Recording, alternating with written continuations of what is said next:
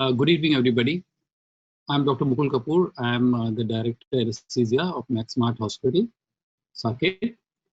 On behalf of the anesthesiologists of the Max Saket complex, that is consisting of 3 hospitals, that is Max Super Speciality Hospital, Max Devki Devi Hospital, and Max Smart Hospital, we are making this presentation. I hope that you'll all enjoy it. I'll tell you a little bit about Max Healthcare before we begin the proceedings and before I invite everybody. Max Healthcare is a very large organization consisting of 17 hospitals across the country. Most of the hospitals are in North India. We have got one hospital in Bombay, that is the Nanavati Hospital. We have got major hospitals in Delhi and NCR. That is one, it's the cluster at Saket, Patparganj, Shalimar Bagh, and the BL Kapoor Hospital, which is at Pusa Road. These are the main hospitals of our chain. And we work as one department now in the Saket complex, and so we are making a common presentation on the Saket complex. Before I begin this presentation, I would like to thank the Karta Data of ISA Delhi. That I'm calling the Karta Data because they are the people who are actually working in ISA Delhi. I would like to thank the President ISA Delhi, Dr. Nikki Sabarwa. Secondly, I would like to thank Dr. Usha, who is the Vice President, Dr. Umesh Deshmukh, who is the Secretary, then Anu Vijayant Goel, who is the Treasurer. Then also like to expressly thank Dr. Rajiv Gupta, who is the ISA National Member from Delhi, and that is from the Northern region, sorry. And then I'll also like to thank the GC members of the Delhi ISA, that is Dr. Ranju Gandhi, Dr. Arvind Arya, Dr. Arun Mehra, Dr. Ashish Jang, and Dr. Amit Kohli. This is an online platform, and this platform has got certain restrictions, so we cannot be very interactive. Though you will hear our presentations, we cannot be very interactive. There is no voice which can be shared with the attendees. And as a result, whatever you want to share, whatever questions you want to ask, please write it in the chat box. We'll reply back to them in the chat box. We'll try to reply back to them in the chat box itself. And also remember, please, we will be very happy in case you send us a feedback after the conference. What are our shortcomings, what are our good points, whatever you feel. I have designed the Google form, and the Google form link I have sent across in the message, initial message, how to connect. Please utilize this Google form and give us a feedback so that we are aware of what our shortcomings are or how we can improve in future. And I'm sure you all will enjoy these presentations. These presentations have been made keeping in mind the relevance of the topics in today's world, and the one presentation involves something which is more going to be useful for you in the future days, that is on LVAD. The other presentation is a common day-to-day working problem, that is endotracheal tubes. The third presentation is based on the problem which we face today, COVID. Next presentation is another problem which we face regularly, that is the obese airway. So I would now request Dr. Umesh Deshmukh to take over the presentation and present his secretary's report before we proceed. Dr. Umesh, please. So good evening, everybody. I especially thank Dr. Mukul for carrying out this presentation at a very short notice. And we have selected topics that are of relevance to all of us in our day-to-day practice, as well as the future of heart support that is going to come up, the LVAD, which will be coming in a big way in the next few years. Yeah. So first of all, I would like to request everybody to stand up for the flag hoisting presentation.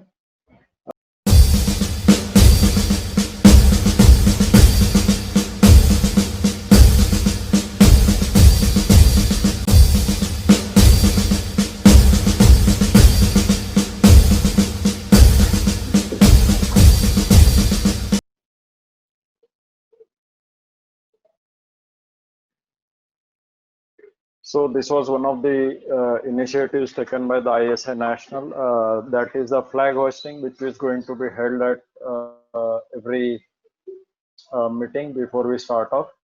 And thank you so much everyone for paying the respects to the ISA National flag. As far as Secretary's report is concerned, I think the meetings are too frequent and not much has been going on between the two meetings. But what we are doing is basically, since this is our first term, my first term as a secretary, what we plan to do is to give a solid platform within next few months, wherein we can have a lot of interactive activities. As a beginning, we have had this platform. It was Madam's vision, Dr. Nikki Sabharwal's vision, to provide a platform to each one of the ISA members and member hospitals to host their meetings. And this is what we have done. There are certain shortcomings which we'll take care as you give us more and more feedback. I would request all the members to please give me or Dr. Nikki Sabharwal a feedback in mail as to what they expect on the platform and what improvements we can make. And now I will call upon Dr. Nikki Sabharwal to address the gathering, and then we can proceed with the rest of the presentation. Thank you. Thank you, Dr. Umesh. Very good evening to everyone. I welcome you all to today's clinical meeting, which is being hosted by Max Super Speciality Hospitals, Saket Complex. I thank Dr. Kamal Fotedar, Dr. Raj Tobin, Dr. Mukul Kapoor, Dr. Aparna Sinha, and the entire team at Max Saket for hosting today's program. They have a very exciting lineup of topics today, and I'm really looking forward to them. And I'm sure we all are going to be wiser after today's evening's program. As far as the clinical meetings are concerned, we haven't had too many in the last few months because in August there was a gap of a month, because earlier the ISACon was to be held in August, and then there were vendor issues. So I think this is just about the fourth clinical meeting, but we have had a couple of CMEs too. And the idea is to, exploit this e-platform to give opportunities to those who otherwise do not get an opportunity to hold a clinical meeting, because as you know, normally only 11 meetings are held in a year, and out of those 6 or 7 go to the medical colleges. So the other, and we are more than 65, 66 institutes who are under the banner of ISA Delhi. So the idea is that whoever would like to present something, we can provide the platform, and I'm very happy that Max Saket Complex is presenting today's clinical meeting. So thank you very much. Jai Hind. Long live ISA and long live ISA Delhi. Jai Hind. Over to Dr. Mukul, please. Anya, we can start the scientific program now.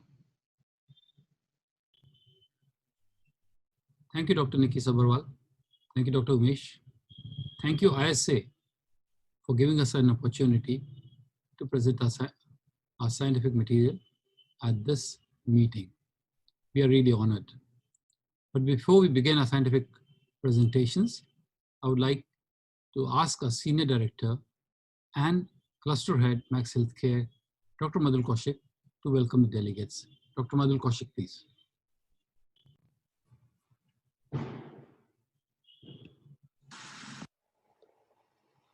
Good evening, everybody. This is Dr. Madhul Kaushik. I'm working as the Senior Director of Operations and Planning and Chief Operating Officer for Cluster 1, Max Healthcare Institute Limited, New Delhi.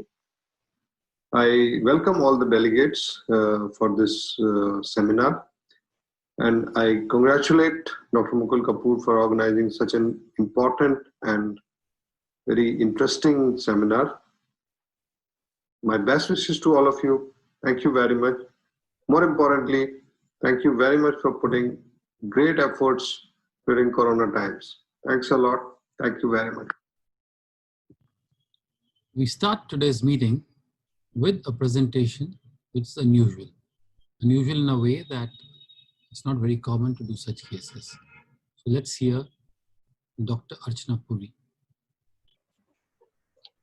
Hi everyone. Thank you for taking out time for this session.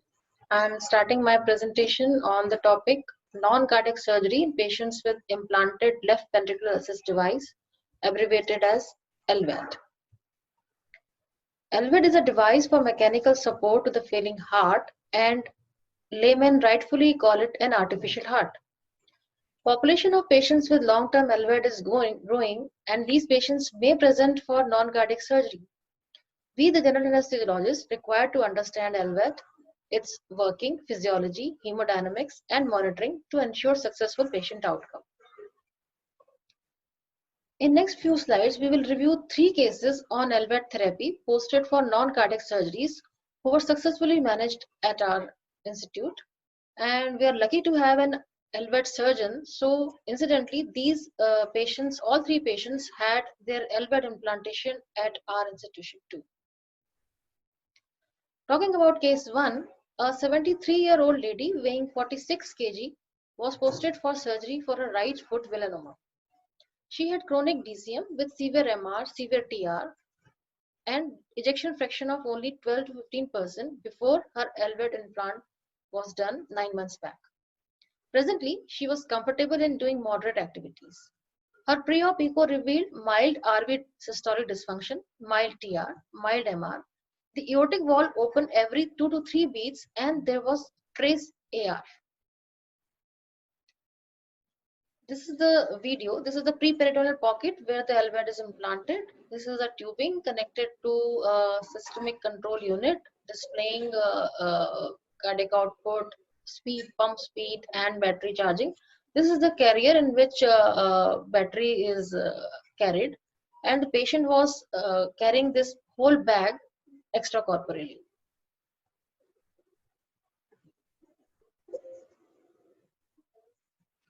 Medication-wise, she was receiving anticoagulant, antihypertensive, antiplatelets, and medications for her mild pulmonary arterial hypertension. In OR, left radial artery was cannulated under local anesthesia under ultrasound guidance.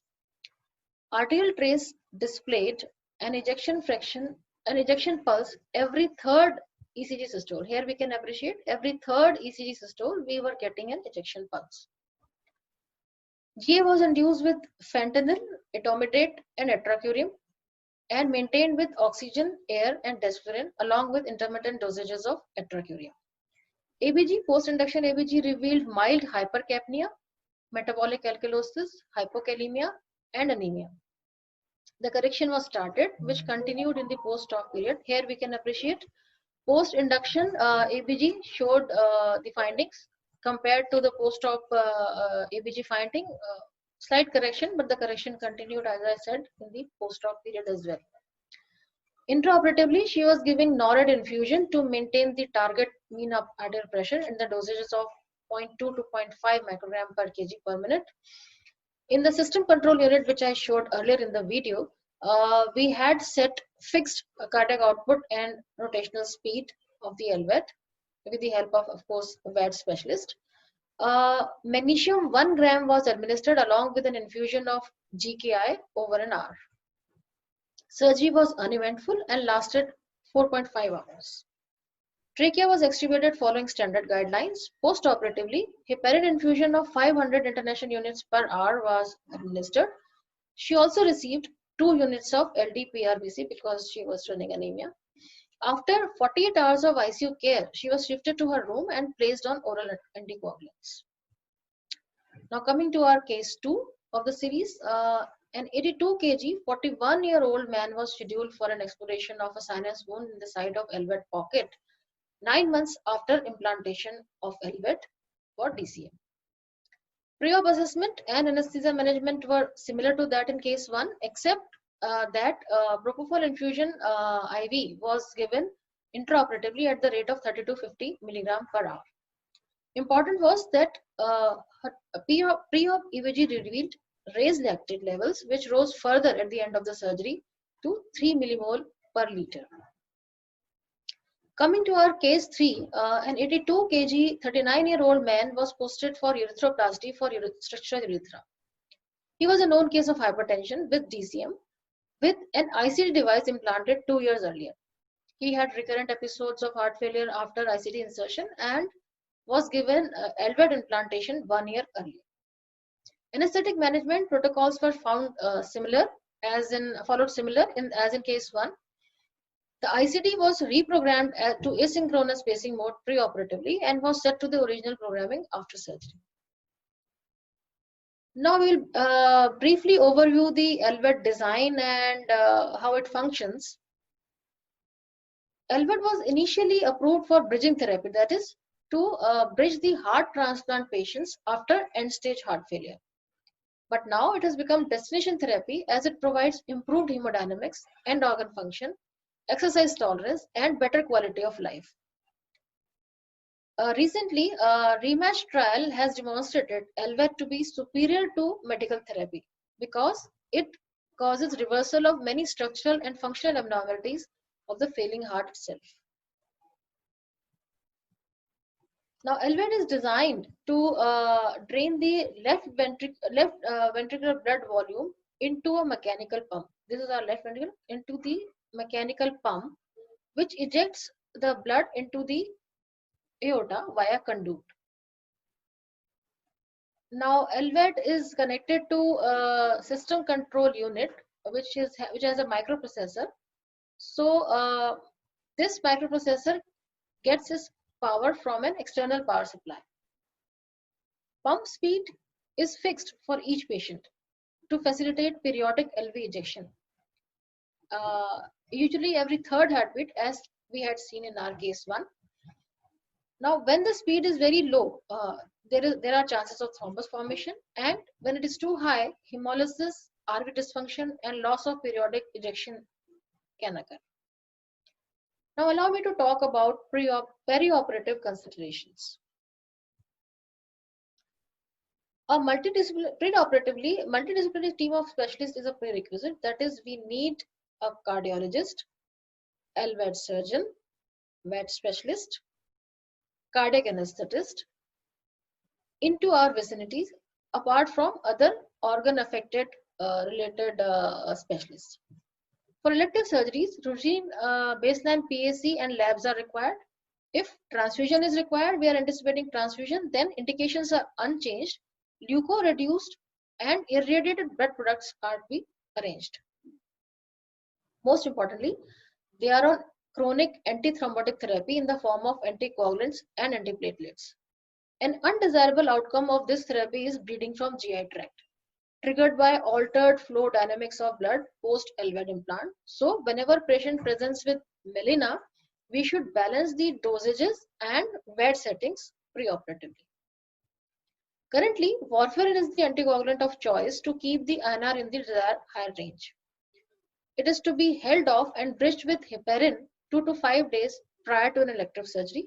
On the other hand, for emergency surgery, transfusion of FFP is required to acutely restore the deficient coagulation factors. Now, reprogramming of internal defibrillator and pacemaker is to be done when present. Bipolar cautery should be preferred to avoid electromagnetic interference.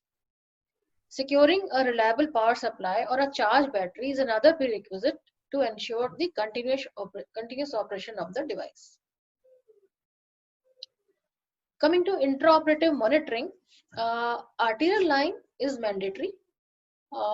Since we cannot feel the pulse, it is not palpable, and preferably it should be done under ultrasound guidance before induction. CVP line is needed when we expect significant fluid shifts. PA catheter only in patients with significant pulmonary hypertension who are at risk of RV failure. TEE is the monitoring of choice to diagnose RV failure and to direct pharmacological support in RV dysfunction. Speed of LVAD pump, cardiac output, and charging status of the battery of the LVAD needs to be monitored continuously. A Doppler ultrasound device, if placed distal to a blood pressure curve for assessment of systolic pressure, reflects mean arterial pressure. So it can be helpful when procedures are to be done under monitor anesthesia care only, and we don't want any invasive arterial line. Serial ABG can be our guide since pulse oximetry is unreliable. Use of BIS is recommended as blood pressure and heart rate may not indicate the depth of anesthesia. Regarding anesthetic management, standard induction agents and balanced anesthesia techniques are recommended for safety.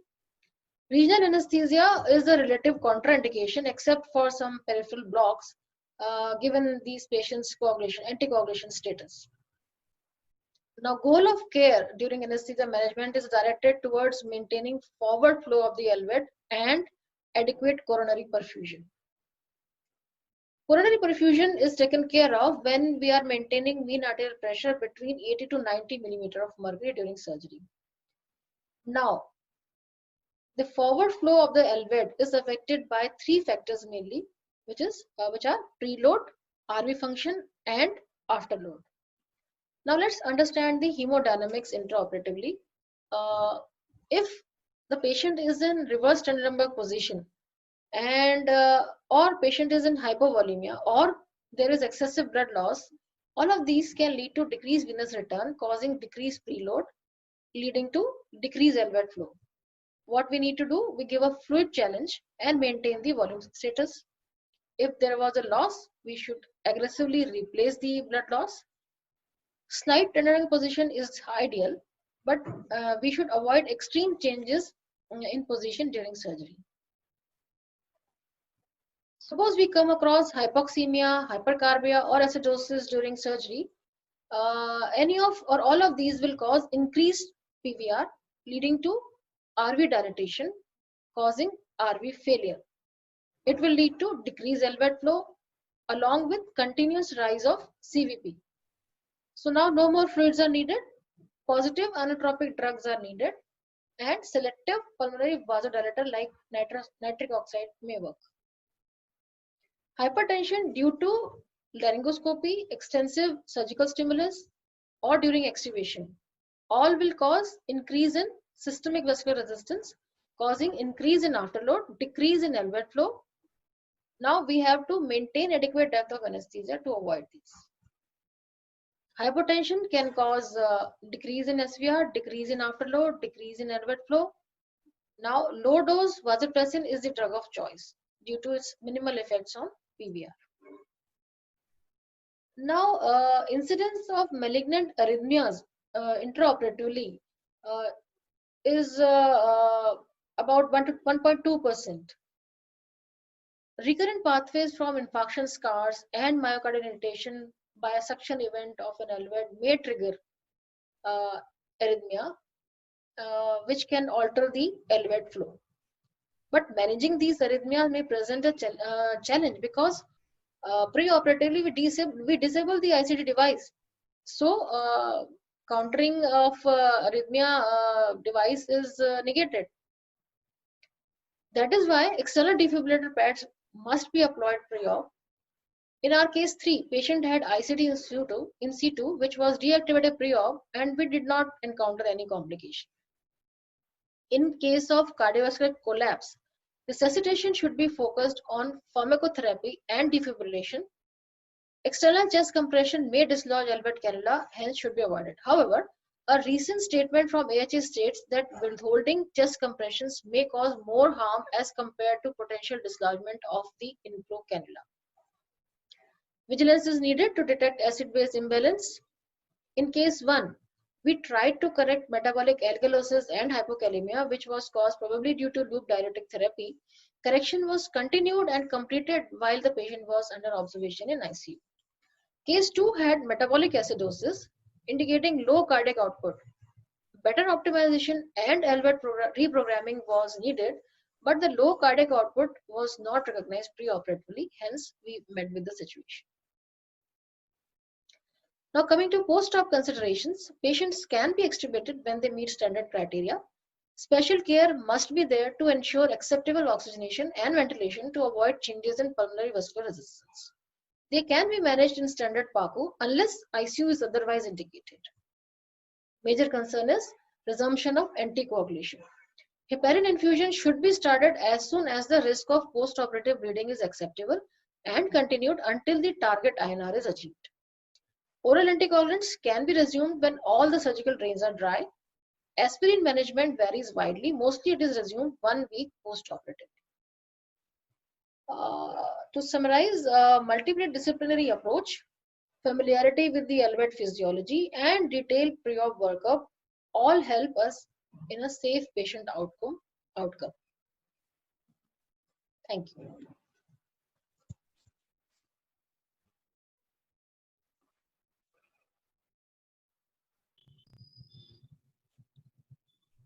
What are the take-home messages from this presentation? The first take-home message is that a large number of patients are today going to be there with LVADs for non-cardiac surgery, and this number is going to increase dramatically in the near future. And because of this, it's very important that we understand the working, the physiology, the hemodynamics, and the monitoring of such cases. One, and possibly the most important thing, is that these patients will not have any palpable pulse, SpO2, or NIBP. And we have to depend on the ETCO2 as a surrogate monitor of cardiac output. Low cardiac output is very difficult to recognize and correct because we do not have standard measures of measuring blood pressure and heart rate. Cardiac output is preload dependent. These patients are prone to malignant arrhythmias, which may impair LVAD output. And in case an arrest occurs, we cannot do chest compression. We published this entire thing in the Asian Cardiovascular and Thoracic Annals this year. We now come to the second presentation, and the second presentation is on something which involves things which we use every day, that is the endotracheal tube. We did a very interesting observational study on endotracheal tubes, and this study will be presented by Dr. Varun Gupta.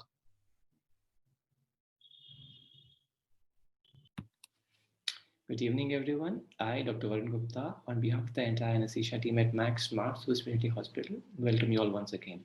Continuing with the academic discussion for the evening, I'll proceed to the next presentation. Kindly bear with me for a while I start the slideshow.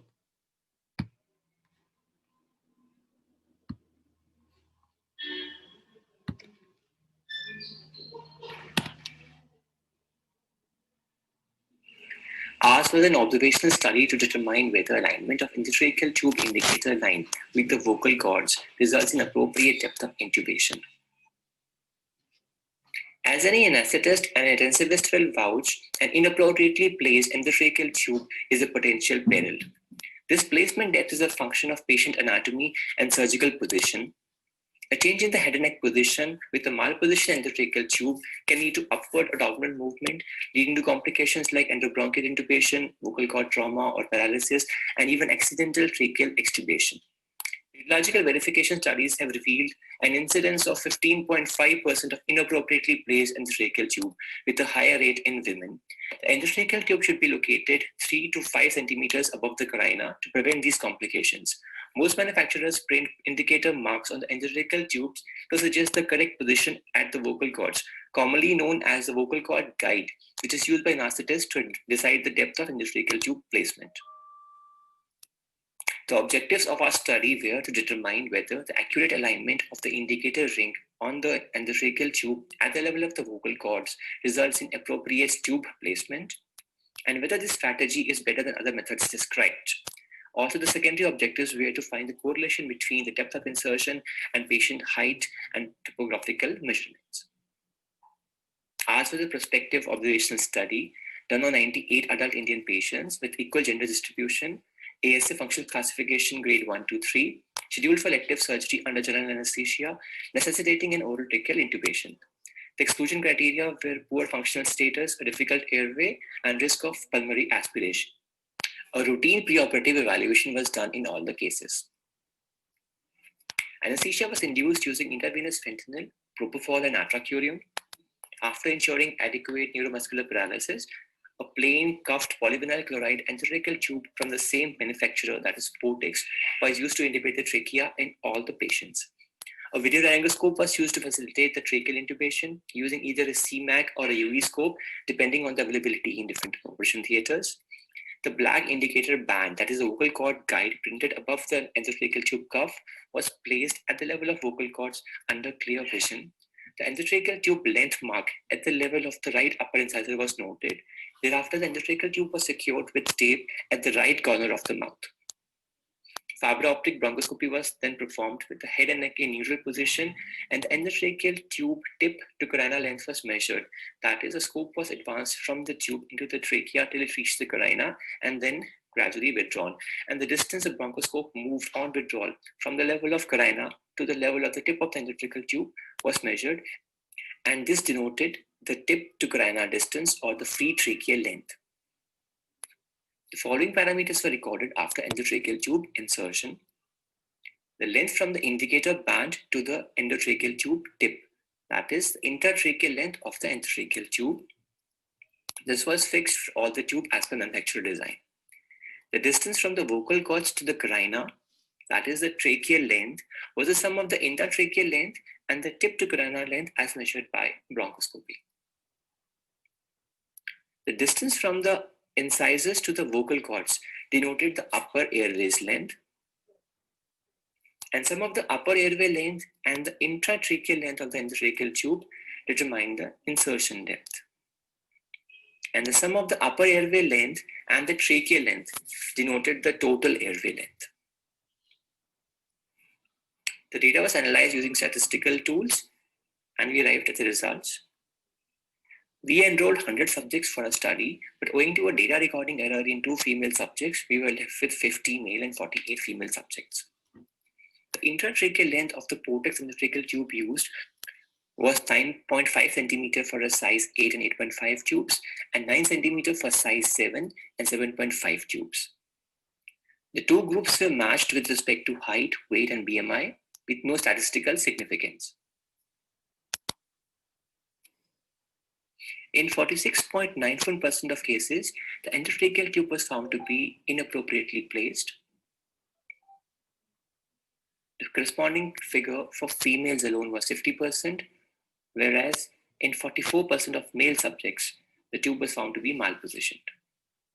The difference between the genders with respect to the free tracheal length was, however, statistically not significant. However, the difference in the endotracheal tube tip to carina length was statistically very significant when compared by endotracheal tube size.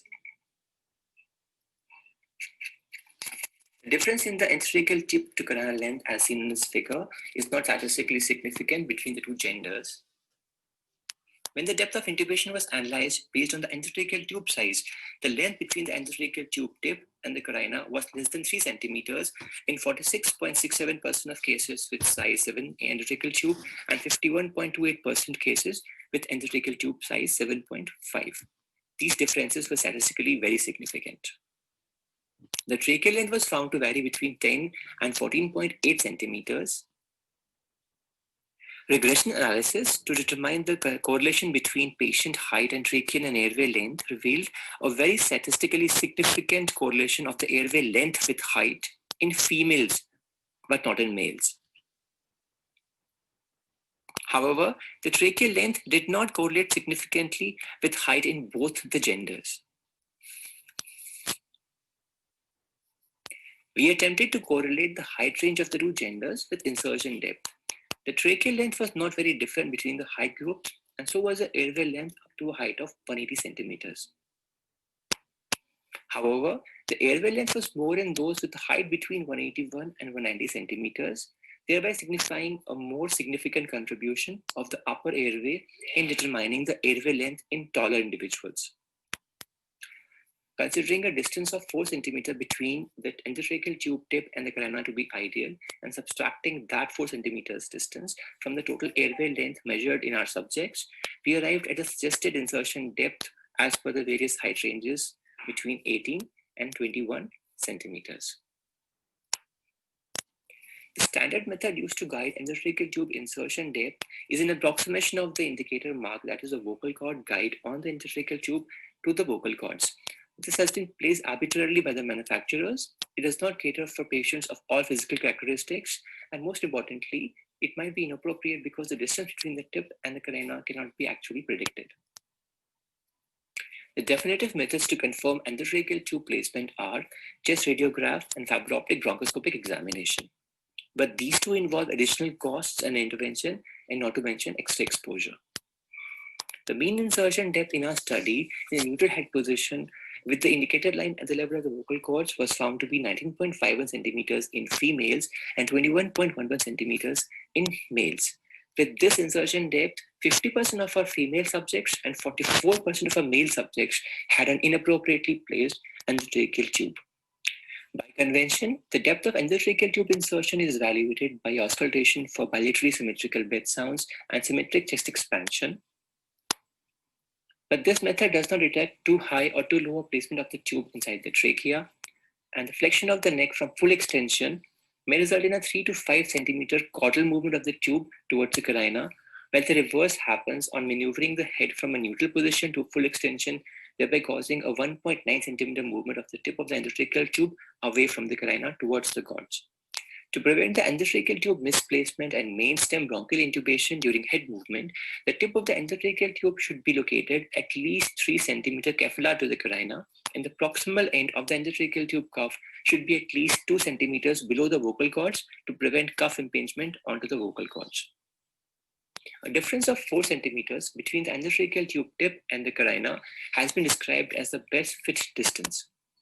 The insertion depth for a population subset was calculated reducing a 4 centimeter value from the airway length. It was estimated at 18 centimeter for a height between 141 and 150 centimeter, 19 centimeter for a height between 151 and 160 centimeters, 20 centimeter for a height between 161 and 170 centimeters, and 21 centimeter for a height range above 171 centimeters.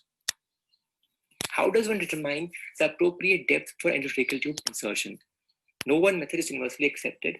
There is a great variability with respect to patient height, weight, gender, and the airway anatomy. Simple formulae, landmarks, and estimations have been suggested, but need proper validation. Although gender difference in endotracheal tube insertion depth has been proven, endotracheal tubes do not have gender-specific manufacture design. The 21-23 centimeter rule has been in vogue for a long time. That is a maximum insertion depth of 21 centimeters in females and 23 centimeters in males, but this carries a 59% incidence of endotracheal tube malposition. There have been numerous studies similar to ours, which found a very high incidence of endotracheal tube malposition and cautioned against acceptance of depths more than 20 centimeters in women and 22 centimeters in men. In our study done on Indian population, the tracheal length was found to be 12.66 centimeters in males and 12.04 centimeters in females. Similar measurements for the tracheal length have been found in Caucasians, in British subjects, and also the tracheal length has been reported to be similar in Western and Oriental population, a fact reinforced by our study. So there's a need to have a universal guideline for the design of the intratracheal part of the tube and to define manufacturing standards for the intratracheal length of the endotracheal tube, with the dimension of these segments defined as per the endotracheal tube size. Considering the median distance to be maintained between the tube tip and carina at 4 centimeters, the intratracheal length of the endotracheal tube must be restricted to 8 centimeters for a size 7 and 7.5 millimeter tube, and 8.5 centimeters for a size 8 and 8.5 tube. Now coming to the last slide of an already long and boring presentation, we can appreciate that the free tracheal length in all the tube sizes is definitely less than the ideal mark of 4 centimeters. The intertracheal tube length has been fixed by the manufacturers arbitrarily at 9 centimeters and 9.5 centimeters for the various tube sizes. We suggest decreasing the intratracheal length of the tubes by 1 centimeter for all the sizes. This can be achieved by shortening the tube further from the tip towards the cuff, thereby keeping rest of the dimensions intact. Pertinent to mention here is that the line to cuff distance should always be maintained as 2 centimeters. To conclude, we recommend designing of endotracheal tubes of standard adult sizes with the definition of the length of the subsegments, that is the indicator line to the upper margin of cuff, the cuff, and lower margin of the cuff to the distal tip defined. The tracheal length measured was similar to that seen in Western studies, and thus the results will have international ramifications. Finally, we recommend that international design standards for the manufacture of endotracheal tubes should be defined.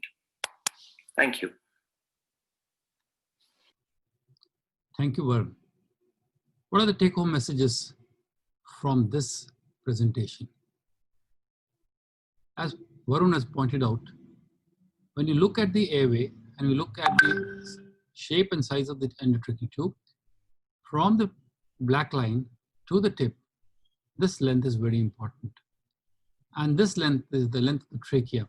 In our study, we have shown that in case this length is taken for 7 size tubes, 7.5, 8, and 8.5 tubes, they are the 4 tubes we considered, we found that the intratracheal length from the manufacturer was 9 centimeters for 7 and 7.5, 9.5 centimeters in sizes 8 and 8.5. But we suggest that these lengths be reduced by 1 centimeter to about 8 centimeters in the 7 and 7.5 and 8.5 centimeters in the 8 and 8.5 tubes. We've also recommended what should be the dimensions of different areas, that is line to cuff, the cuff itself, and cuff to tip, in case we want to prevent endobronchial intubation. Another corollary of a study was that we studied all the topographical methods which have been described, all the determined length methods which have been there, and we found none of them to be accurate.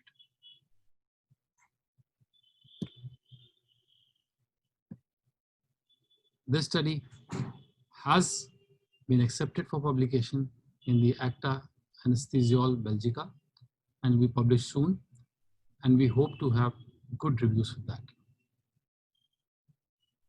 We now come to the third part of our presentation, and this third presentation is by Dr. Mukesh Kalita, and he'll tell you about how one particular case, when early in the epidemic, one particular case had us confused whether it was COVID or not COVID. And it turned out to be not a COVID patient, but we were taken for a ride by this patient. Thank you. Good evening, everyone. Today, we are going to present a case of peripartum cardiomyopathy mimicking COVID-19 infection. So, as we all know, the world is amid the coronavirus disease 2019 pandemic. During pregnancy, women experience immunological and physiological changes, making them more susceptible to viral respiratory infections than the general population.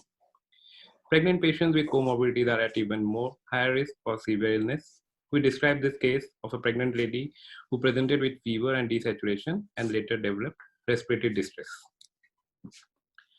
So a 33-year-old primigravida with 35 weeks amenorrhea presented to the hospital with a fever of 2 days duration. She had conceived with the help of in vitro fertilization and had a dichorionic diamniotic twin pregnancy.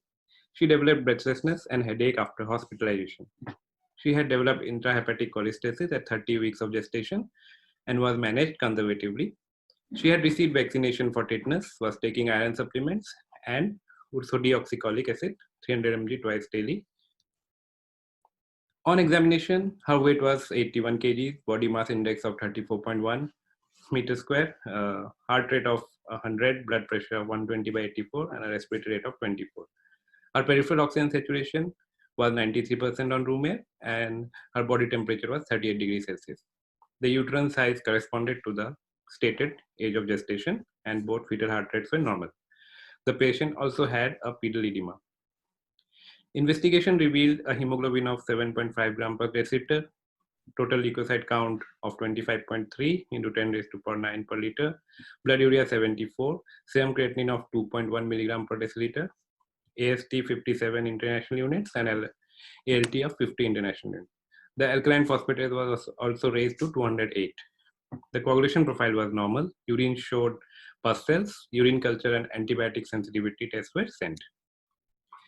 So during the course, her SpO2 fell to 82 to 86% after a few hours, but she did not complain of any breathlessness.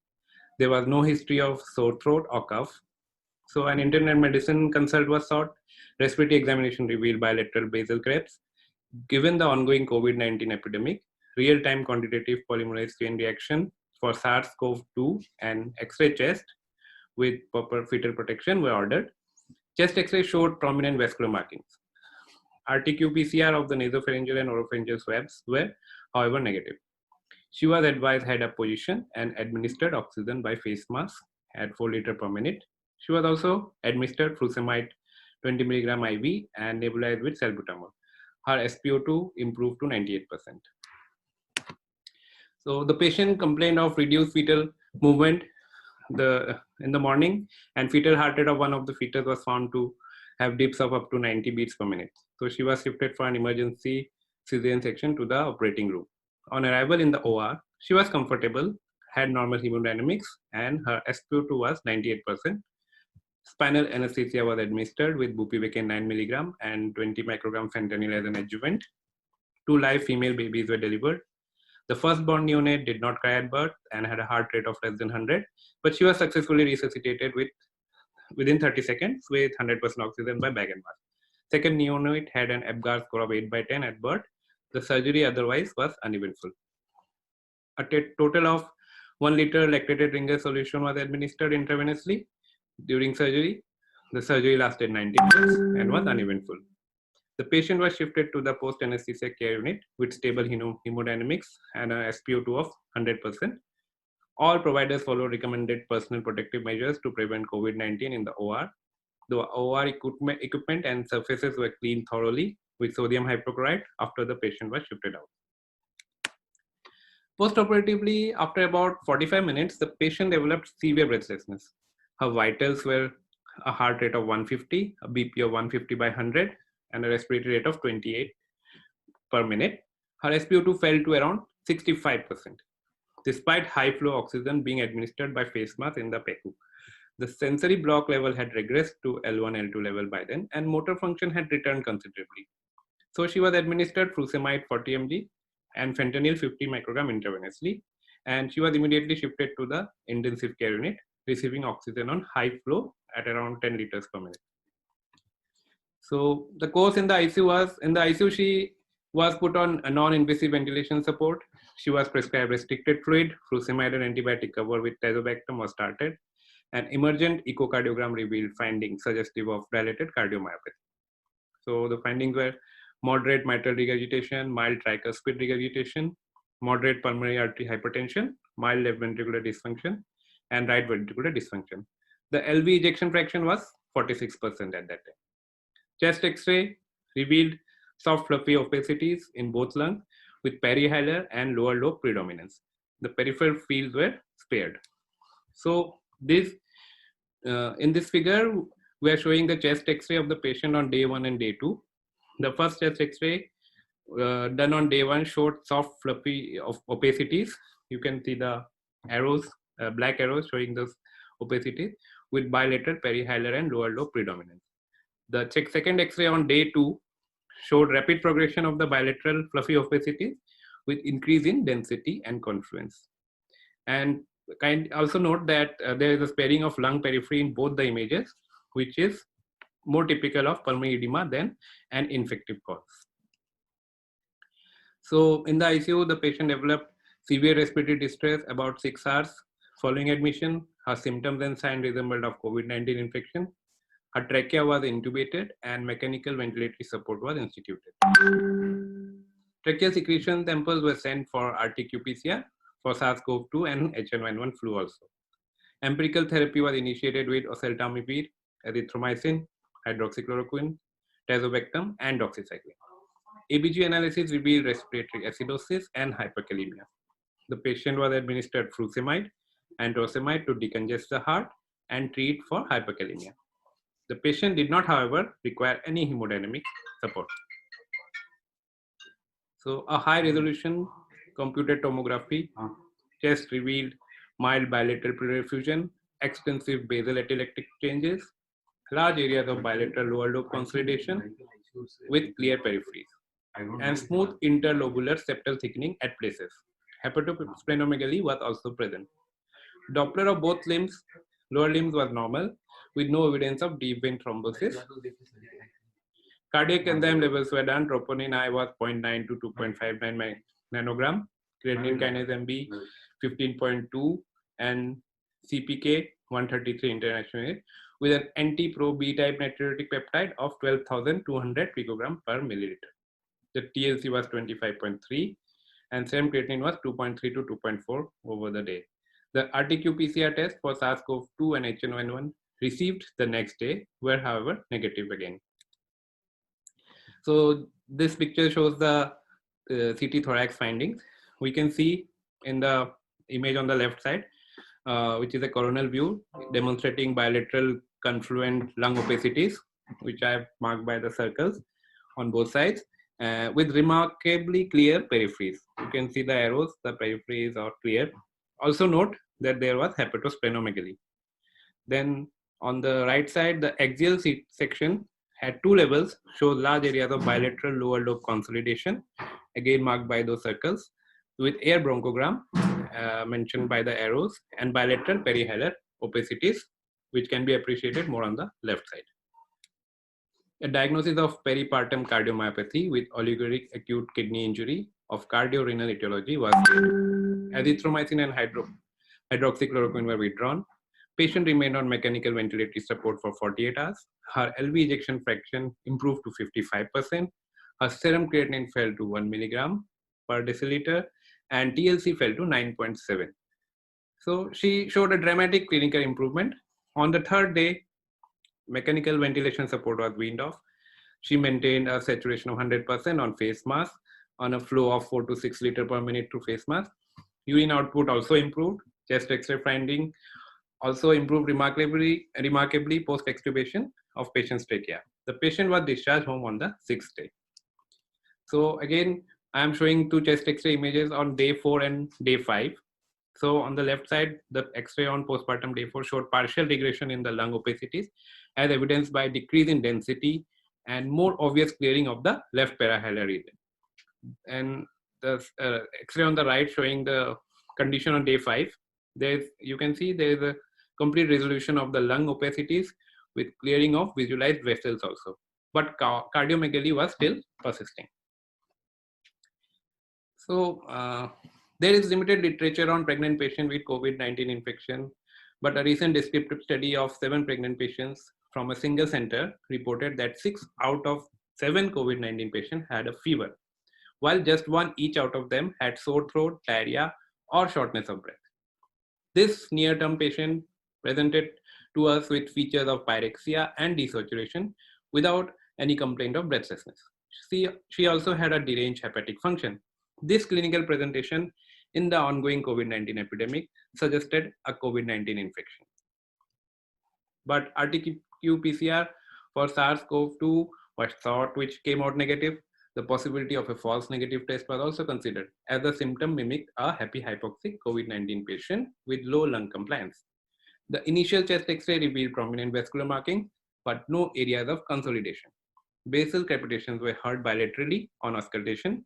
The patient developed facial distress in the meantime and had to be taken up for an emergency cesarean section. And uneventful surgery was performed under spinal anesthesia, taking personal protective measures as recommended in the COVID-19 patients. The patient developed severe breathlessness about 45 minutes after surgery and was placed on a mechanical ventilatory support.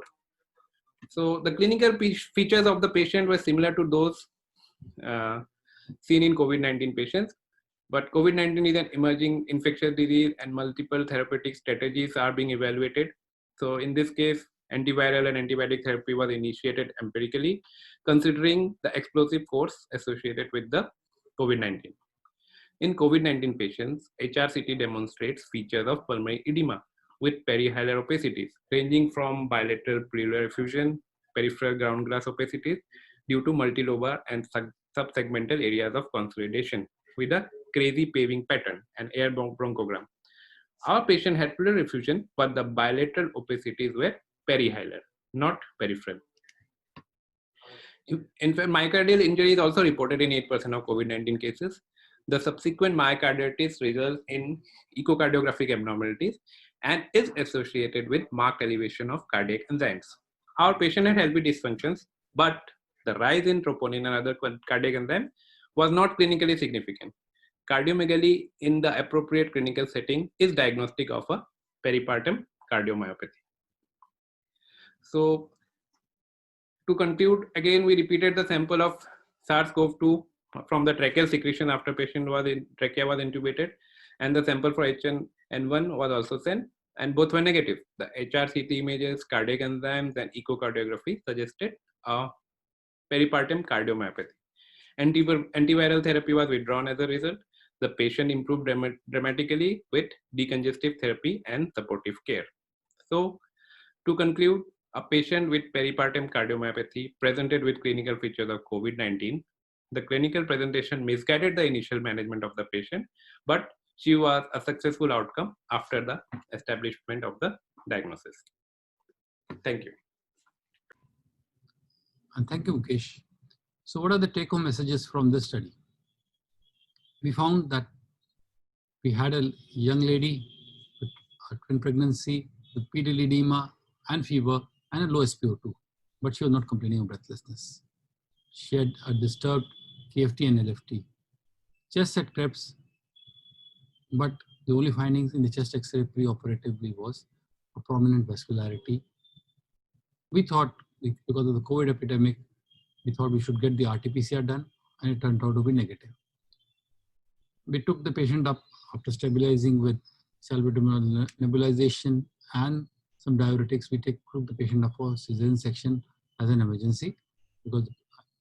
However, post-cesarean section, for 45 minutes post-cesarean section, the patient again developed respiratory distress and needed mechanical ventilation. The intensive care people also thought it was COVID pneumonia, and they started therapy based on COVID pneumonia. We repeated the RT-PCR, it again turned out to be negative. However, the HRCT, which was done in the post-operative, while the patient was being ventilated, turned to show that it was not a picture which was typical of COVID pneumonia. We got this published in the Journal of Anesthesiology and Clinical Pharmacology, and we've got good reviews for this publication.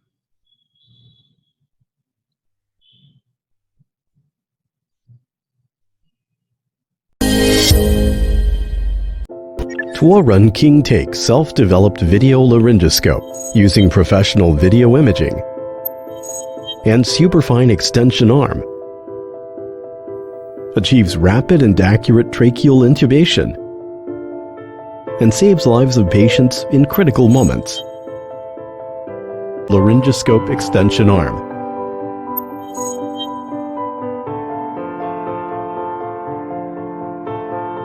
Observe the monitor, pull the intubation stylet and laryngoscope out after confirm the correct position of intubation.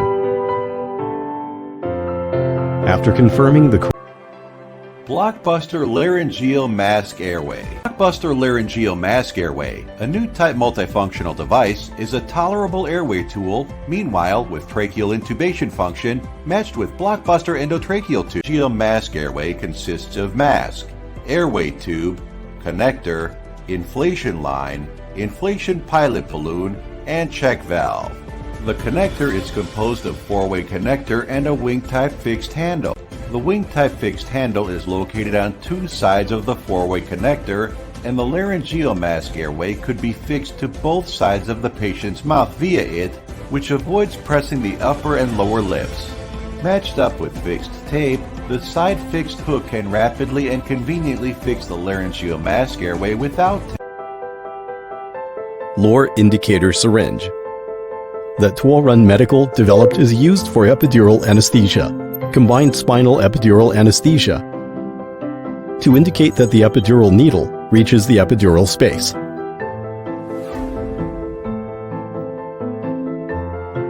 Infusion pump, portable. Easy filling and use. No battery or power supply required. Portable design. Therapy not limited by body position and space. Conforms to the physiological and pharmacological mechanism. Comfortable for patients. Single use. More convenient and secure. Medications that can be infused include analgesics, chemotherapeutics, antibiotics, antiviral drugs, infusion for rehydration. The distal connector can connect to IV cannula, stopcock, anesthesia catheter, and so on. Our next presentation is by Dr. Aparna Sinha and the team of the minimal access surgery anesthesia. They present something very interesting they have been doing in managing the airway in cases of patients who are morbidly obese. They're experts at anesthesia for morbidly obese patients. Let's hear them. Very good evening, everybody. I'm Aparna. I bring greetings from Max Institute of Laparoscopy, Endoscopy, and Bariatric Surgery. So we are here to discuss an important aspect of anesthesia management, that is airway management, which is a very sensitive and vital aspect of anesthetic management, more so when we have to manage airway in a patient who is compromised as far as airway is concerned. So this case that we are going to discuss is airway management in a morbidly obese patient who underwent cervical fixation. So let us see how we do it. So at the outset, I have no disclosures to make and no conflicts of interest whatsoever. The presentation is with written consent from the patient and is based on current evidence and our personal experience. So this is a part of my team, and we all welcome you here to the Delhi chapter ISACON hosted by Max Healthcare. Part of the placement. Good morning, sir. Hi, good morning, Gaurav. I just saw a very challenging case in the pre-op. Is it? Yes. Okay. 40-year-old morbidly obese patients with hardly any neck extension. Hardly any neck extension? Yes, and that's interesting. yes, she underwent cervical spine fixations at 2 levels after a road traffic accident, and she has a little flexed neck on the flexed side. All right. Okay, okay. What about Mallampatti? Sir, though the tongue looks huge, but Mallampatti could not be assessed because the neck was fixed in the flexed position. So what about the neck landmarks? Could you feel the neck and how's the neck circumference? She has a huge neck, more than 40 centimeters, 48 centimeters to be precise. All right. And landmarks, I couldn't palpate it with my hands. So cricothyroid membrane was not palpable. Oh, all right. So that means, Dr. Dinesh, we really need to plan it. We can use ultrasound to mark the cricothyroid. Yes, that would be great. That will be great. And another thing, I think we must have a ENT person standby. Yes, I'll inform the ENT department. And what about stop bank? Did you do stop bank? Yes, stop bank is on the higher side. She has a moderate OSA. Her stop bank is 518. Okay. So that means we really need to, plan the airway management well. Yes. And this patient can have serious problems at the time of induction. So let's work on it. Yes, let's go to the OT and see for the preparations. Yes. Great. Okay. All right. We heard about this patient who's a 40-year-old male patient posted for laparoscopic bariatric surgery. He has a history of previous cervical fixation, following which his neck got fixed following the trauma and the surgery. So he had very limited extension. So his head was fixed in a little flexed, partially flexed position. The neck circumference was also large. It was 48 centimeters and his BMI was 40 kgs per meter square.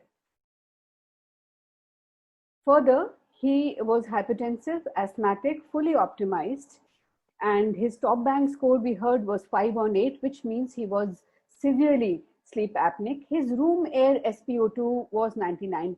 His Mallampatti could not be assessed because he could not put his head in the neutral position. His mouth opening was adequate. The thyromental distance was about 5 centimeters. All his pre-op investigations were unremarkable. And we fully optimized the patient for all medical conditions. The other thing we did was the breath holding time, which was good. So we were happy. That was about 30 seconds. And upper lip bite test. So we all are aware that upper lip bite test is a test, which we routinely do in our patients and almost all patients, as it is an indirect indicator of difficulty in mask ventilation. So this patient, upper lip bite test was fine. It was grade 1. So, that was one thing on the safer side. All other things went, left our team thinking as to how to plan the case. So what were the challenges for the anesthesiologist in this case? Definitely possible difficult mask ventilation. Why? Because the neck circumference was huge. So anything more than 40 centimeters in any patient, irrespective of the BMI, should definitely be a very clear indicator that we can have problem at the time of induction. So what happens in these patients? A little bit of sedation you give and the airway tends to collapse. It does so even for a non-obese patient. But when a patient has a large neck, definitely this should be kept as a high possibility. Then compromised oxygen reserves, reduced safe apnea time, restricted neck movement together may prove to be disastrous in the setting of limited mobility of the cervical joint. So how do we tackle it? So what exactly is the difficulty in this case? Now we saw that the neck circumference is huge. So if we, focus on this obese patient, we see that, in presence of fixed bony landmarks, the presence of fat. So whatever is the fat outside in the neck is, proportionate to the fat that is present inside. So leaving a very narrow airway for, the movement of gases during, airway management. So at the time of induction, we should anticipate that this airway is going to collapse. So how do we manage? Like you can see on the left hand side in the lower picture that, when the patient is lying supine, the tongue will fall, the airway will collapse. And when we give any sort of a sedation for this patient, definitely this obstruction is going to magnify if we are not prepared. So how do we prepare? Now in this patient, we know that we are definitely going to have a difficult view. There will be difficulty in laryngoscopy because the neck is fixed like that. There will be difficulty in mask ventilation. Then there are poorly defined landmarks, and we may land up in a cannot intubate and cannot ventilate, cannot oxygenate scenario. So how do we manage? So our primary focus was to maintain oxygenation at all times. So maintaining oxygenation should be the primary focus, especially if we are dealing with a patient who may have compromised reserves, who may have reduced sleep apnea time. So what comes for a rescue? Definitely the supraglottic device. The supraglottic devices definitely have proved the test of time, and they are phenomenal in their role as a conduit and as a device which would bring us out of a difficult situation. Not just that, in times of crisis, it will help us in giving a positive end expiratory pressure, in building up the oxygen reserves. The drain port will also help us in decompressing the stomach. Apart from that, we can definitely increase the depth if required, if we get stuck in our management at any point of time. So insertion of supraglottic device was achieved in conscious sedation. So for achieving a successful conscious sedation and LMA insertion, definitely the cooperation of the patient is mandatory. So this patient was from a background that we could make him understand that, and he was aware of the difficulties. His previous surgeon of spine surgeon had made him aware that he must discuss with the anesthesiologist if at any point of time he has to undergo any surgery. So he was aware. So we explained to the patient our plan of action. We told him that we are going to numb his airway as much as possible, put him in some gentle sedation. Also this concept is known as pseudoanalgesia, which we achieved by nebulizing the patient with 4 ml or 4% xalocaine in the preoperative period. This was supplemented with glycopyrrolate 0.2 milligram, and we initiated Dexmed infusion. No bolus was given, and we started with an infusion at least 15 to 20 minutes prior to patient being wheeled into the OT. So the infusion started at the rate of 1 microgram per kg per hour as per the ideal body weight. Then when the patient was on the OT table, we sprayed the, patient took out the tongue, and we sprayed the pharynx and the tongue with 10% xalocaine. So we had to repeat it twice. And the patient would tell us that, yes, now I feel numb, and patient tolerated the LMA very, very well. So let us see what is happening inside the OT. So inside the OT, our team has already kept the ramp ready because we have familiarized our technicians, and the entire team is aware that when a patient has a large BMI, when a patient has a large neck circumference, they should also come and see the patient in the pre-op, keep the ramp ready. Then our difficult airway card. This may look very simple, small card, but it has everything that is required for, management of a anticipated and unanticipated difficult airway. So we are ready, and the patient comes inside. So let us see how we did it. So definitely we used a device called as a entry catheter. So entry catheter is a hollow catheter made by Cook's Airway. It is semi-pliable, and I will show you in subsequent slide its dimensions. So it can be railroaded over the flexible intubating video endoscope. We use the Karl Stoll's endoscope, the pediatric size, the 4.2 external diameter scope was used. We railroaded well lubricated entry catheter, and we passed the whole assembly into the port, the airway port of the supraglottic device. And once we could see the carina, we pulled out the flexible scope, and then we held on to the entry catheter, pulled out the LMA, noted the markings, then put in the tube, and we counter checked the tube placement, by auscultation and by checking the end-tidal CO2. Another way we could check it is by passing the scope again and checking the airway as the thing is inside. So once the patient had the LMA in place, we had deepened the plane of anesthesia. If we do not want to give any anesthetic at this point, definitely the Dexmed is continuing, and we can, sort of spray as we go when we are using a scope loaded with the entry catheter. So this entry catheter is a hollow catheter which is semi-pliable. It has an external diameter of 4.7 millimeter, and it has an internal diameter of 4.7 millimeter and a length of 56 centimeter. And it comes with rapid fit connectors. At any point of time, if we feel that our patient is desaturating, we can connect an AMBO or a low flow oxygen and allow some oxygenation to happen.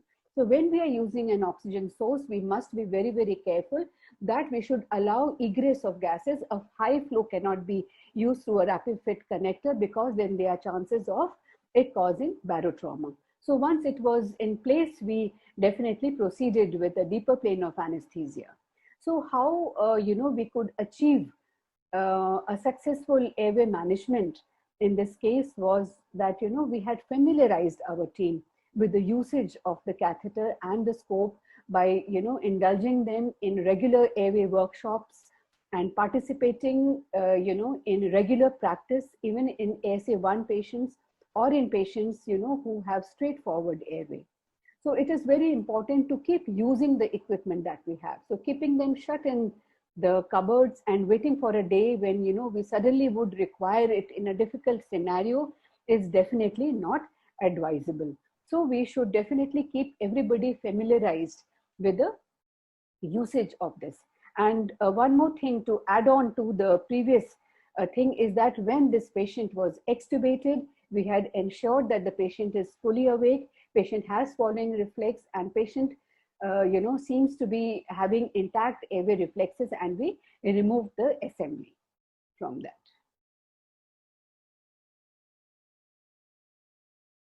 So further, so how did we have, what was our plan of action? There was a focus on prediction. So prediction is very, very important. If we are seeing that neck movement is compromised, the neck circumference is large, patient may have difficult, patient is having large tongue, patient is having high stop bank score, which means patient is sleep apneic. So all these factors are pointing towards possibility of not just difficult laryngoscopy, but getting stuck during mask ventilation. So we have to choose alternatives. So once we are sure about that, then we prepare the OT, we check onto the equipments that is available, we check onto the medications that can be, then positioning of the patient. Definitely we cannot have a patient flat like this. So when you have a patient in a rammed up position, the airways open up, the patency improves, the FRC improves, the regurgitation goes down, and there are so many more advantages, and the axis is as much aligned as possible in case laryngoscopy is needed. Then there is a stress on building up of the oxygen stores. So we start right in the preoperative period, right from the first visit. We familiarize the patient with, subjective methods like incentive spirometry, deep breathing exercises. We ensure that we know the basal SpO2 level of the patient. We might need to pick up some patients in whom we need to do nocturnal oximetry so that we know what are the minimum levels of oxygen, what are the apneic periods in the during sleep in the patient. So all that has to be in place. Then on the day of surgery, we put the patient on pre-operative, oxygen buildup by using para-oxygenation, also known as apneic oxygenation, by attaching a twin nasal cannula or whichever. If a patient is showing, signs suggestive of sleep apnea, then in the immediate pre-op period, patient can be put on NIV also.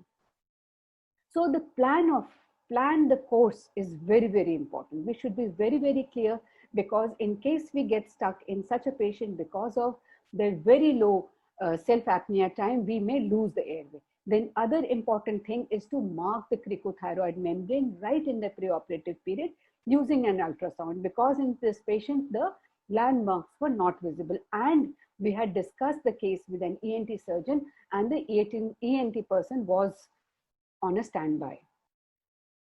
So having trained anesthesia assistant is very, very important.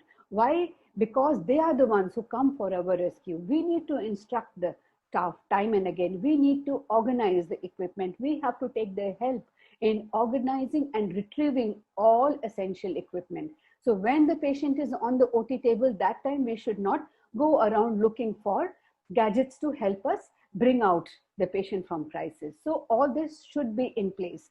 So during crisis, we must avoid a fixation error. The moment we get stuck on any step, we should feel free to choose an alternative technique. We should feel free to, pass on the airway to another experienced anesthesiologist, and whatever the plan B should be ready.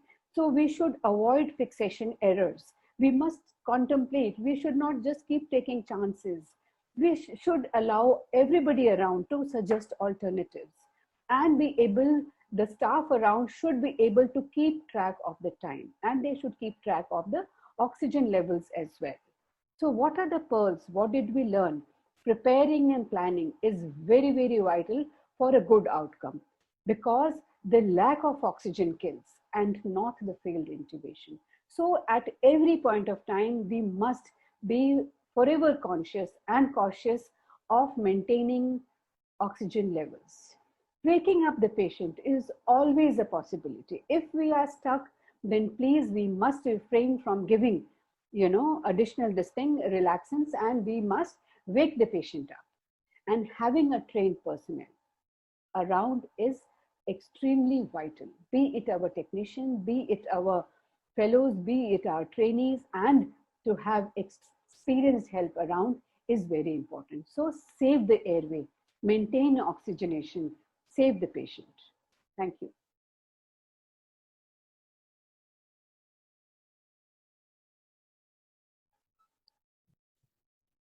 Thank you, Dr. Aparna, for that excellent presentation.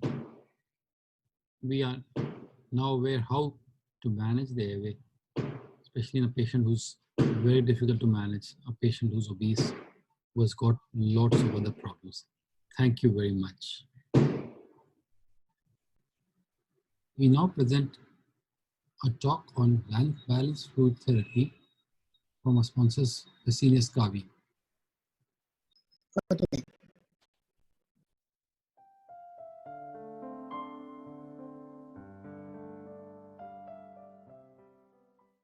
Hello and welcome everyone for this lecture on balanced crystalloids, recent updates and clinical trials.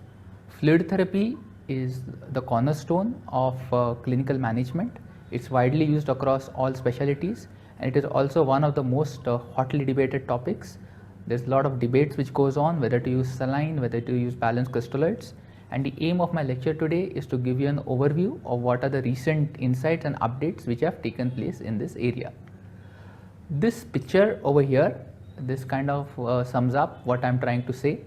So if you see in this picture over here, they have filled diesel in a petrol car and they are saying that I have messed up on the input. So this is exactly what happens in fluid therapy. Whenever a patient loses fluid, we want to replace with a fluid which is as close as possible to plasma. And this is where the whole debate comes, which is the fluid which is as similar as possible to plasma.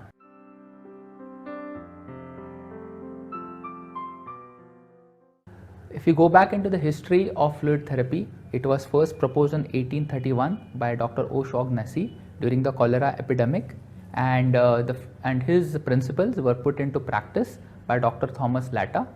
And if you look at the solution which Dr. Thomas Latta used in his patients, it is completely different from the saline which we use today. It has got more balanced levels of sodium and chloride, and it has also got a buffering agent. Dr. Sidney Ringer and Dr. Alexis Hartmann, they advanced this field further, and we had the Ringer's solution and then we had the Hartmann solution which were developed.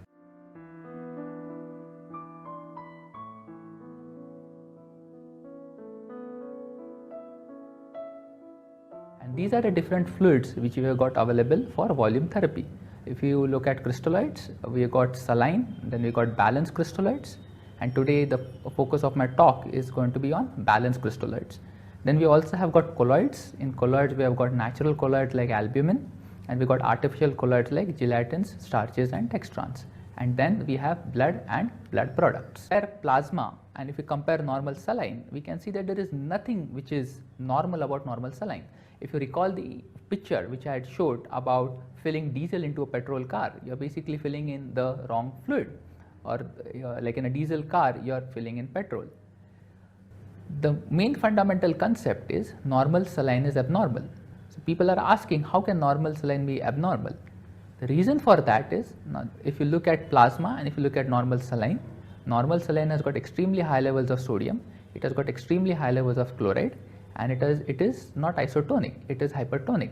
And because of the extremely high levels of chloride, it can lead to a condition called as hypercholoremic metabolic acidosis.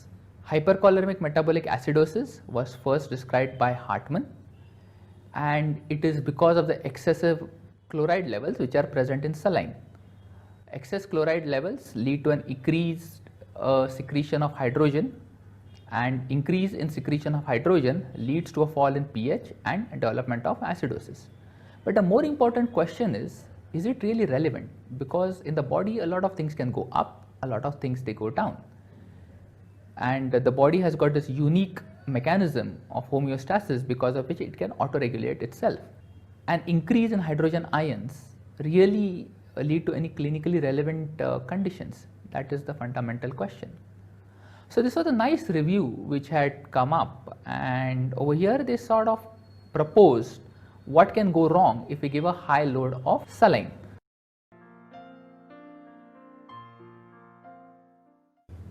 Coming to the next section, in this section I will cover the relevant trials about the use of balanced crystalloids compared to saline in patients undergoing surgery. So first let us look at what do the guidelines say. So if you look at the GIFT-SUB guidelines, they clearly recommend that balanced crystalloids should be used for fluid therapy. Coming to the clinical studies in surgery, there was this one meta-analysis, and this had 871 patients from 9 randomized clinical trials. There were two groups, so one group received saline and the other group received balanced crystalloids. There was significantly lower base excess pH in patients in the saline group. There was significantly higher chloride levels in the saline group. The conclusion from this trial was use of balanced crystalloids during non-renal surgeries results in a better post-operative metabolic profile compared to saline, and there should be more research focusing on clinical outcomes when comparing both these crystalloids. If we look at saline versus balanced crystalloids in abdominal surgery, there was one trial which was published by Dr. Fort-Mueller, and this had two arms again. One arm received saline and the other arm received balanced crystalloids, and primary outcome was the need for vasopressors. And this is the result. So if you look at this graph on the y-axis, it shows patients requiring vasopressor, and on the x-axis it shows the minutes after the start of surgery. When we use balanced crystalloids, the need for vasopressors was significantly lower. 67% patients in the balanced group required vasopressors compared to 97% in the saline group. If you look at the other parameters, the pH was lower in the saline group, so they developed acidosis. The chloride levels were higher the saline group, so they had hypercholeremia, the patient in that group. If you look at the base excess, it was less negative in the balanced crystalloid group. So the bicarbonate levels were higher in the balanced crystalloid group.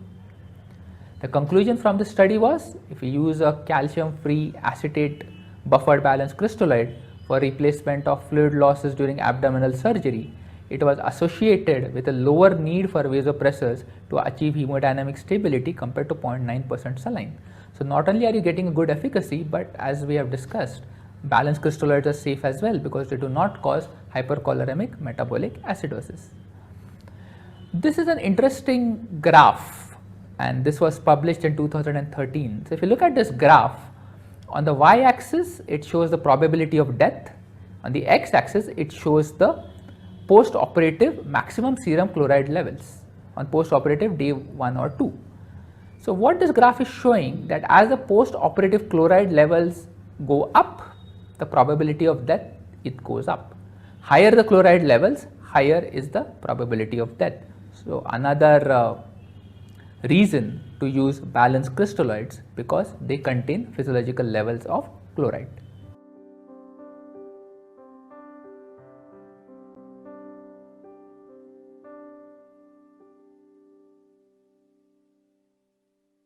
Next, I would like to talk about balanced crystalloids and the kidney.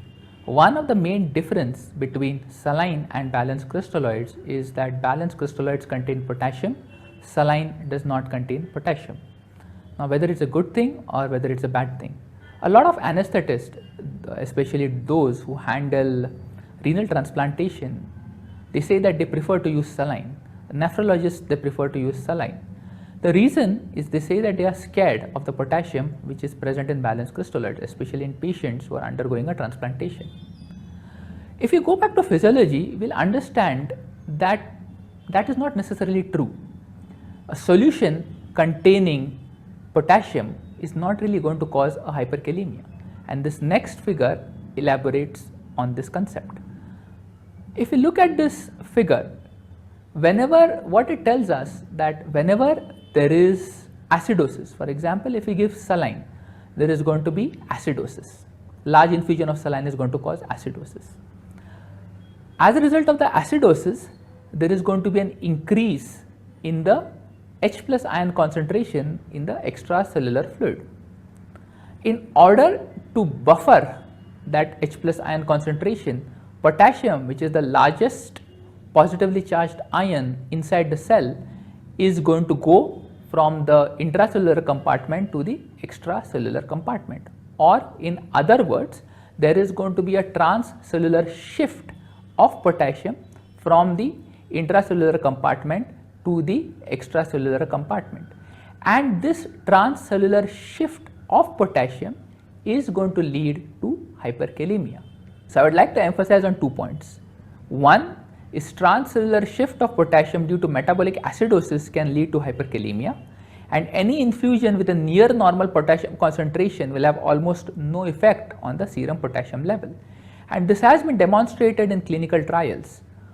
There was this one study which was carried out in deceased donor renal transplantation, where patients received either saline or an acetate buffered balanced crystalloid, and they found that patients receiving saline had higher incidence of hyperkalemia, hypercholeremia, and were more acidemic. There have been some other trials as well which have conclusively proven that balanced crystalloids do not cause hyperkalemia in patients undergoing a renal transplantation.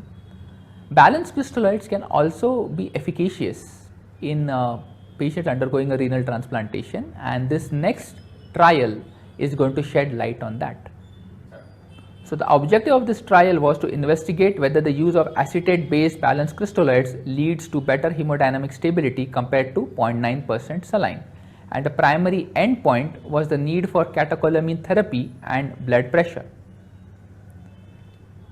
and these were the results. So the mean arterial blood pressure was significantly lower in patients randomized to saline than in patients receiving the balanced infusion solution.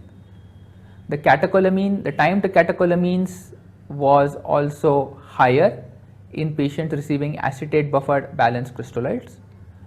The two main conclusions from this trial was use of an acetate buffered balanced infusion solution. It results in reduced need for use of catecholamines and cumulative catecholamine dose for hemodynamic support, and in less occurrence of arterial hypertension in the perioperative period. And further research in the field is strongly encouraged. To summarize the conclusions of my talk, large volumes of saline can lead to hypercholoremic metabolic acidosis. Balanced crystalloids, they cut down the risk of developing hypercholoremic metabolic acidosis. Acetate buffered balanced crystalloids, they can be advantageous in patients undergoing liver procedures, diabetes patients, sepsis patients. And the SMART and the SALT ED study, they are the largest clinical trials till date which have provided very strong evidence about clinical benefits of balanced crystalloids versus saline in critically ill and non-critically ill patients. The take-home message which I would like all of you to take from this talk is fluid therapy, it should be tailored to each patient's individual needs. The one-size-fit-all approach should not be used, where initially all patients used to be given saline. Balanced crystalloids, they have got certain advantages, so that is why fluid therapy should be tailored to each patient's individual needs. Recently, I also read that Vanderbilt University, where the SMART and the SALT ED studies were carried out, there they have changed their protocols now. Initially, saline used to be the fluid of choice over there. Instead of saline, they have started using balanced crystalloids because of the favorable results which came up in the SMART and the SALT ED trial. So I hope that I have been able to shed some light on the different comparisons and data available between saline and balanced crystalloids, and it should be useful for all of you moving ahead in your practice. Thank you for your attention and thank you for joining us today. Have a great day. Thank you.